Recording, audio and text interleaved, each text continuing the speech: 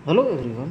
अगर आप CPWD में वर्क कर रहे हैं और 18% GST रिटर्न फाइल कर रहे हैं, देन ये वीडियो आपके लिए है, क्योंकि आप एडिशनल 6% GST जो है उसका रिम्बर्समेंट आप कर सकते हैं। तो ये वीडियो आपके लिए है। कैसे रिम्बर्समेंट कर सकते हैं उसको हम लोग इस वीडियो में डिस्कस करेंगे। तो ये बहुत इंपॉर्टेंट वीडियो है, फाइनेंशियल मैटर है, ज़रूर देखिए। आपका कोई पुराना एग्रीमेंट अगर चल रहा होगा तो पुराने एग्रीमेंट में जो रेट GST के ऐड होते थे वो ऐड थे 12% वाले, ठीक है। 12% GST आपके आइटम्स के एनालिसिस में ऐड थी।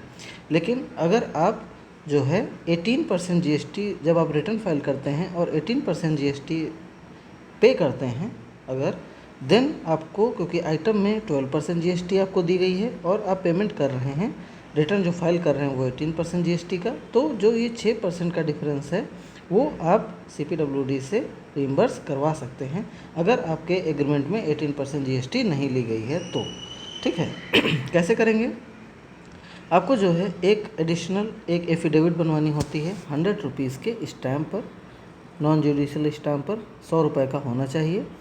आप उसको नोटराइज कर सकते हैं और आपको जो लिखना होता है अपने अंडरटेकिंग में, यानी कि स्टैम्प में जो लिखना होगा एफिडेविट में, वो आपको सेम ये लाइंस आपको वहाँ पर लिखनी होंगी। क्या है इसमें कि I hear by certified that I have paid GST on the output on works contract at the rate of 18%, यहाँ पर आपको लिख देना है, ठीक है। इसके बाद ये चीज़ जो है आपको यहाँ पर हटा देनी है। For the amount on which additional GST has been claimed for adjusted in the work of, यहाँ आपको जो आपका एग्रीमेंट चल रहा है उसमें नेम ऑफ वर्क लिखा होगा, आपको वो नेम ऑफ वर्क लिख देना है, ठीक है। और साथ ही साथ एग्रीमेंट नंबर भी यहाँ आपको लिख देना है।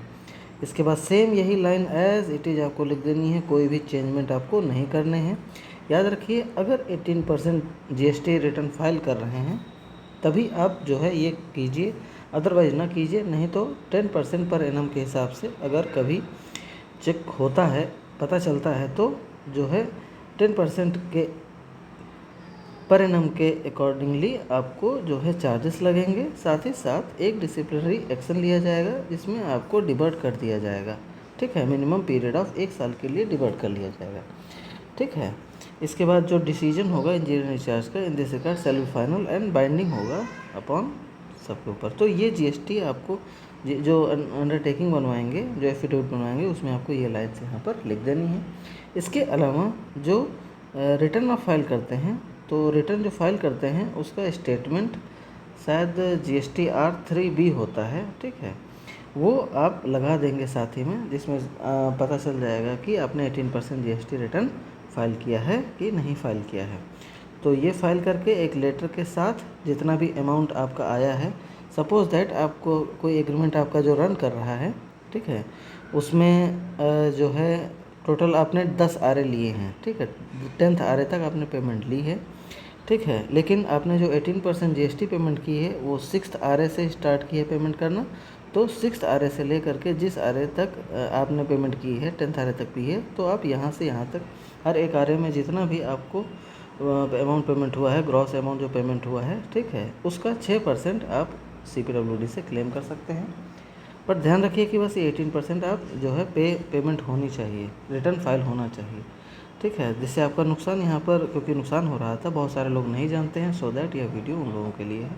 अगर इसके रिगार्डिंग कोई क्वेश्चन है, क्वेरी है, तो वो आप जो है कमेंट बॉक्स में कर सकते हैं।